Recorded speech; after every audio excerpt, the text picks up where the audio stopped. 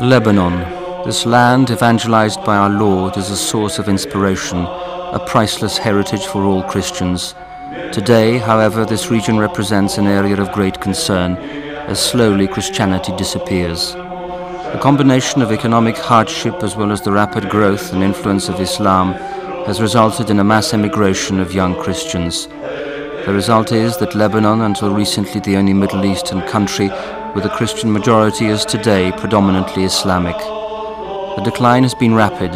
30 years ago, Christians made up more than 50% of the population. Today, less than 45%. The position and influence of the Church in Lebanese society is under threat.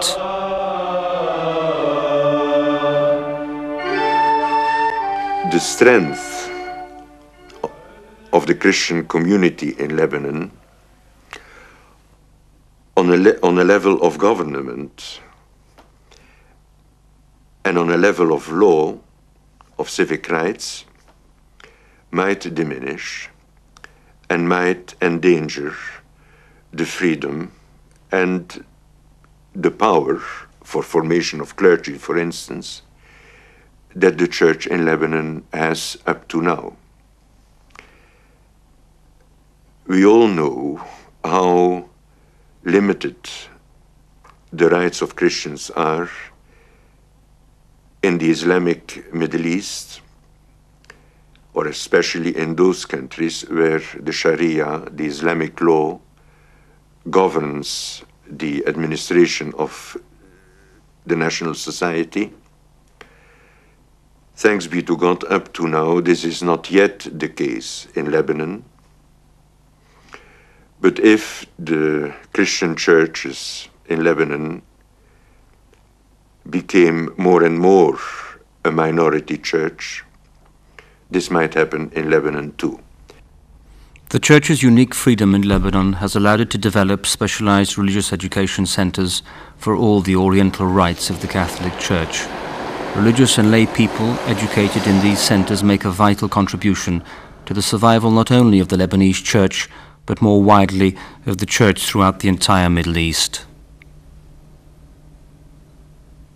The Church in Lebanon is very important for the life of Christians in the Middle East. Lebanon is practically the only country in the Middle East where Christian citizenship is entirely recognized and respected by the national law, where the Church is free in her activities, in her life. The Lebanese Christians have become more and more convinced of this importance of their responsibility towards the Christians in the other countries of the Middle East. High standards and the right to a Christian education make Lebanese clergy extremely important in helping the Church function in the Middle East. Only in Lebanon can one obtain a university degree in theology or catechetics. In many other Middle Eastern countries, such as Saudi Arabia, the promotion of Christian education is forbidden and punishable by law.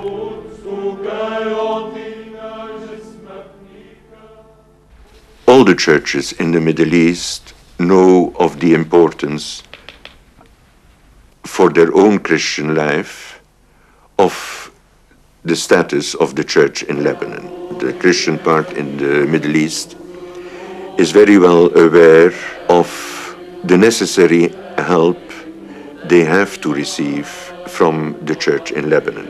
In many other countries of the Middle East, you will find now bishops who are Lebanese in origin.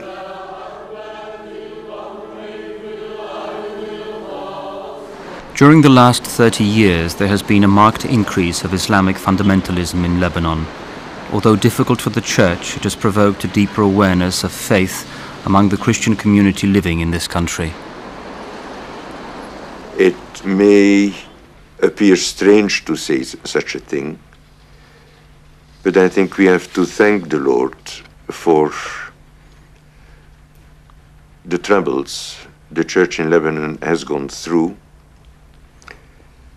because those troubles in Lebanon have provoked a deepening of Christian life and of Christian responsibility in the Lebanese society.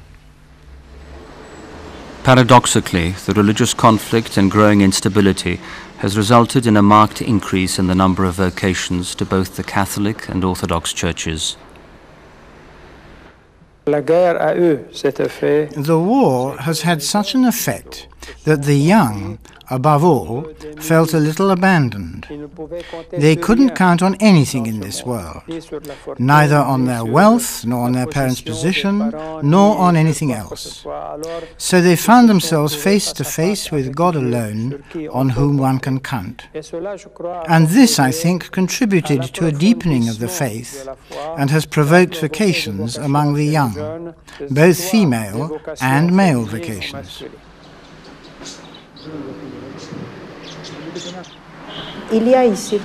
There are, especially after the war in Lebanon, many vocations, very good vocations among the young.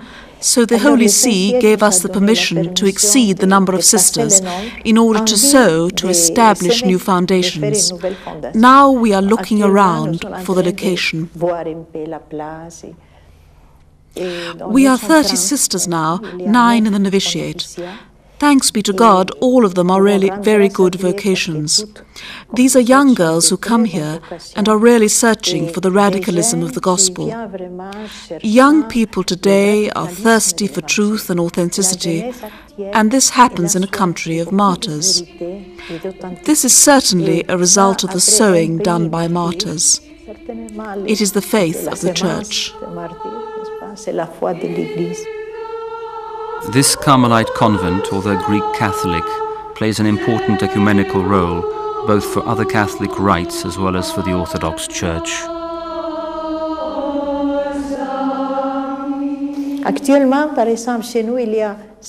Now, among our girls, there are 5 of whom where the mother is Orthodox. The father is, for example, Greek Catholic or Maronite, and the mother Orthodox.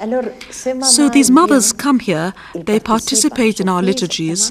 One of them told me, "Mother, you know, the joy for me is to see my daughter being consecrated and to hear her reciting all these prayers, which in the expression of their religiosity reminds me of my family.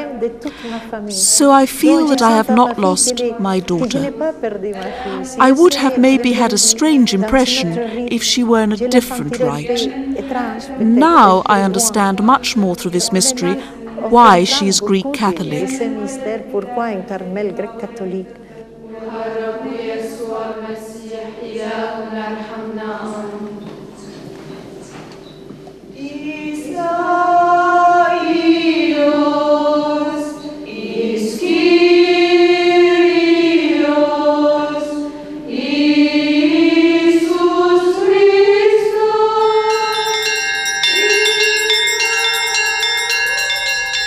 This noticeable increase in the number of vocations in Lebanon is also strongly evident in the Orthodox Church. This convent, located high in the mountains above the Kadisha Valley, was destroyed during the 1917 war and since then has been uninhabited. Deserted for 80 years, monastic life has again taken root on these isolated heights.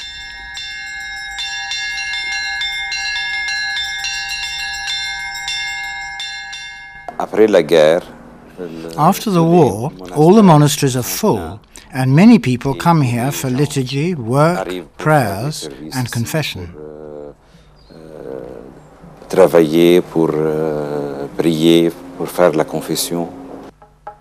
Today, 10 monks live a rigorous life of asceticism and prayer. The average age is 25. They are fascinated by the presence of God and have abandoned everything for Him. I've chosen the monastic life because I love God. I believe that Jesus Christ is the full, absolute truth. Each distance we take from Him is a sin and a lack of faith. We should put Jesus at the center of our lives before everything. All the rest is meaningless.